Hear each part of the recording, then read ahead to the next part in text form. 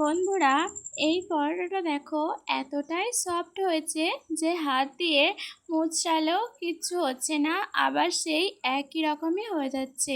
পুরো মনে হচ্ছে একটা কাপড় ধরে আছি, এতটাই সফট হয়েছে। খেতেও কিন্তু দুর্দান্ত হয়েছিল।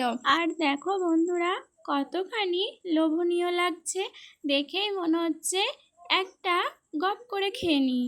তো বন্ধুরা, তোমাদের যদি একটুও মনে হয় যে এটা বিশাল লোভনীয় লাগছে, তাহলে চটজলদি রেসিপিটা দেখে নাও। ফার্স্ট থেকে লাস্ট পর্যন্ত ভিডিওটা দেখলে অবশ্যই তোমরা বুঝতে পারবে কিভাবে এটা তৈরি করা হচ্ছে। বন্ধুরা, hello friend, welcome back to my new video. তোমাদের ফুড বাঙালিতে ওয়েলকাম। আজ আবারও নিয়ে চলে এসেছি একটা দারুণ স্বাদের পরোটার রেসিপি। তো বন্ধুরা, ভিডিওটা স্টার্ট করা যাক। দেখো, আমার প্রথমেই লাগছে এখানে দুটো ডিম। ডিম দিলে বেশি সফট হয়েছে, তো ডিমটা আমার লাগছে। একটা বোল নিয়েছি, এরপর ডিমটা ভেঙে নিচ্ছি। তোমরা যতটা পরিমাণে করবে সেরকম অনুযায়ী তোমরা ডিমটা দেবে।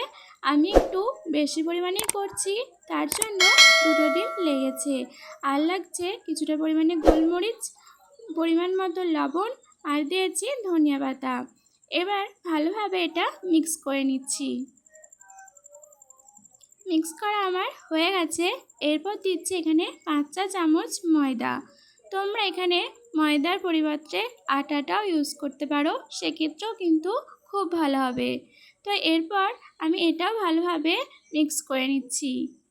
তোমরা শুধু দেখো ব্যাটারটা আমি কতটা থকথকে রেখেছি, এই পজিশনে রাখতে হবে। এরপর আমি একটা প্যান গরম করতে দিয়ে দিয়েছি। এবার একটু তেলটা ভালোভাবে ব্রাশ করে নিচ্ছি। তাতে আমি এক হাতা দিয়ে দিচ্ছি। এক হাতা দিয়ে চারিদিকটা ভালোভাবে চাড়িয়ে নিচ্ছি। এরপর দেখবে যখন এখানটা ড্রাই হয়ে আসবে, তখনই কিন্তু তোমরা এটা উল্টানোর চেষ্টা করবে, না হলে কিন্তু ছিঁড়ে যেতে পারে। তো দেখো, আমি খুন্তির সাহায্যে আলতো হাতে এটা ভালোভাবে উল্টে নিচ্ছি।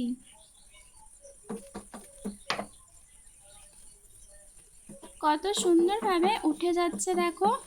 তোমাদেরকে আমি আরেকটা করে দেখাচ্ছি। এই সেমভাবেই তোমরা প্যানে আগে তেলটা দিয়ে দেবে, তারপর এক হাতা ব্যাটার নিয়ে চারিধারে ঘুরিয়ে দেবে।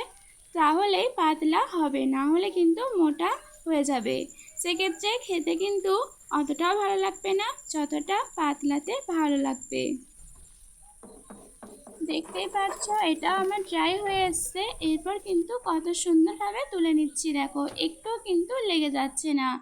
এরপর তোমাদেরকে আমি দেখাই কত সুন্দর দেখতে লাগছে। দেখো, পুরো একেবারে মনে হচ্ছে আমি একটা কাপড় ছেঁড়া নিয়ে চলে এসেছি।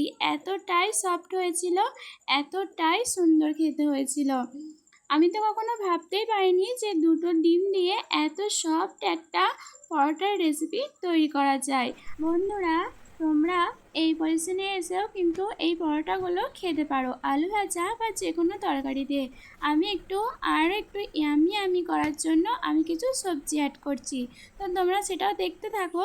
এখানে আমি কিছুটা তেল দিয়ে দিয়েছি, এরপর আদাটা গ্রেট করে দিয়েছি, একটু জিরে, কাঁচা লঙ্কা কুচি, আর দিয়েছি অল্প পরিমাণে কাঁচা পেঁয়াজ, আর দিয়েছি বিনস, গাজর আর বাঁধাকপি ছোটো ছোটো করে কুচি করে দিয়েছি। আমি এখানে সবজি অ্যাড করেছি, তোমরা তোমাদের পছন্দ মতো সবজি দিয়ে দেবে। এরপর পরিমাণ মতো লবণ দিয়েছি, আর দিয়েছি গোলমরিচ গুঁড়ো।